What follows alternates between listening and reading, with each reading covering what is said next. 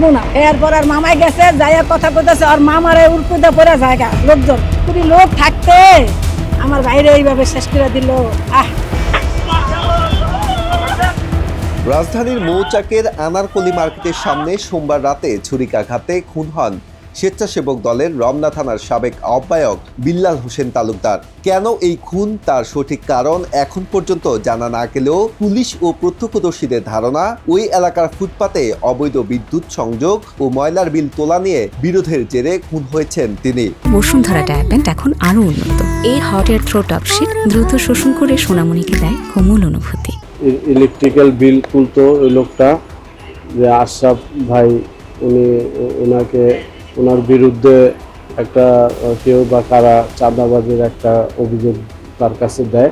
ওকে শাসন করার জন্য কয়েকটা লাঠি দিয়ে তাকে কয়েকটা আঘাত করে। রমনা থানার কোনো একটা নেতা যুব দলের, তো উনি আয়সা এখানে ওই অন্যান্য ছেলেদের সাথে কি কোন্দল হয়েছে, গ্যাঞ্জাম হয়েছে, তো উনি হয়তো এটা মিট করতে আসছিল।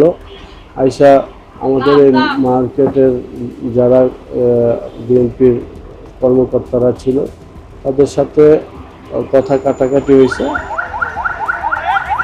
মালিবাগ বাগানবাড়ি এলাকার বাসিন্দা বিল্লাল পেশায় বালু ও সিমেন্ট ব্যবসায়ী। ভাগ্নের ওপর হামলার ঘটনার মীমাংসা করতে সোমবার রাতে ঘটনাস্থলে গিয়েছিলেন তিনি। সেখানে সদ্য বহিষ্কৃত রমনা থানা যুবদলের নেতাদের উপস্থিতিতে ছুরিকাঘাতে প্রাণ হারান এই স্বেচ্ছাসেবক দলের নেতা। রাত ৮টার দিকে ঘটনাস্থলে পৌঁছান বিল্লাল, কিন্তু সালিশ শুরুর কিছুক্ষণের মধ্যেই পরিস্থিতি উত্তপ্ত হয়ে ওঠে। সেখানে সদ্য বহিষ্কৃত যুবদলের রমনা থানার আহ্বায়ক দিদারুল ইসলাম বাবু ও সেক্রেটারি লুৎফুরের সঙ্গে বিল্লালের তীব্র তর্কাতর্কি শুরু হয়। এক পর্যায়ে বিবাদ গড়ায় হাতাহাতিতে। বিল্লালের ভাগ্নে জানান, বাবুর নেতৃত্বে তার অনুসারী মিরাজ হঠাৎ করেই বিল্লালের বুকে ছুরিকাঘাত করেন। আনারকলি মার্কেটের সামনের গলিতে অজ্ঞাত আরও 10 থেকে 12 জন এই হামলায় অংশ নেয়। বুকের ডান পাশে ধারালো ছুরির আঘাতে রক্তাক্ত অবস্থায় তাৎক্ষণিক মাটিতে লুটিয়ে পড়েন বিল্লাল। তখন আমরা সবাই মিলে অ্যাটাক করছি।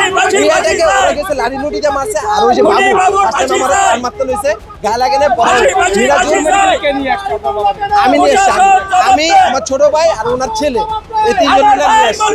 ফার্স্ট টাইম ইসলামিয়া হসপিটালে নিয়েছি, ঢাকা মেডিকেল থেকে এখানে আমি নিয়ে এসেছি। গুরুতর আহত অবস্থায় বিল্লালকে উদ্ধার করে ঢাকা মেডিকেল কলেজ হাসপাতালে নিয়ে যাওয়া হলে রাত 9টা 20 মিনিটের দিকে কর্তব্যরত চিকিৎসক তাকে মৃত ঘোষণা করেন। ওনার ফাঁসি হোক, বিনা দোষে আমার বাবাকে খুন করা হয়েছে, ওনার ফাঁসি হোক। বাবুর লোক খুন করছে, বাবু ঠিক করছে। আল্লাহ তুমি রহম করো, আর কিছু দিকে না। বাবুর হাতে ছুরি নিয়ে বাবুর লোক খুন করছে, সে হঠাৎ গেছে পার মারছে। আল্লাহ মিচট করতে গেছে, তখন এই হাতাহাতি হয়েছে। তারপরে এর ভিতরে ছুরি ছিল ওনাদের হাতে, ছুরি আর কি সম্ভবত ছিল না, পিছন থেকে ছুরি বাই করে তারপরে আর কি আমার ভাইকে প্রথম মারতে গেছে। যে আমার ফুফাতো ভাই ছিল ওর আগে মারতে গেছে, তারপরে ওকে পারে নাই, আমার বাবাকে।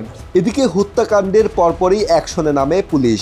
ঢাকা ও ঢাকার বাইরে অভিযান চালিয়ে ঘটনার সাথে জড়িত 2 জনকে আটক করেছে রমনা থানা পুলিশ। ময়লার ও বিদ্যুৎ বিলের টাকা নিয়ে একটা ব্যাপার ছিল, এই সমস্ত কথা আসছে, আমরা সবগুলাই দেখতেছি। এখনই ফাইনালি কিছু বলা যাচ্ছে না, এটা এখনো ইন্ডিকেট করা যাবে না। যারা 2 জনকে ধরেছে তাদের জিজ্ঞাসাবাদ চলছে, আরও অভিযান চলতেছে। মঙ্গলবার দুপুর 2:45টার দিকে ঢাকা মেডিকেল কলেজ হাসপাতাল মর্গে নিহত বিল্লালের ময়নাতদন্ত সম্পন্ন হয়। পরে স্বজনদের কান্নায় ভারী হয়ে ওঠা পরিবেশে মরদেহ হস্তান্তর করে পুলিশ। এই হত্যাকাণ্ডের নেপথ্যে থাকা মূল পরিকল্পনাকারী ও আসামিদের দ্রুত গ্রেফতারের দাবি জানিয়েছেন নিহতের পরিবারের সদস্যরা। আজহারুল ইসলাম, বাংলাদেশ প্রতিদিন।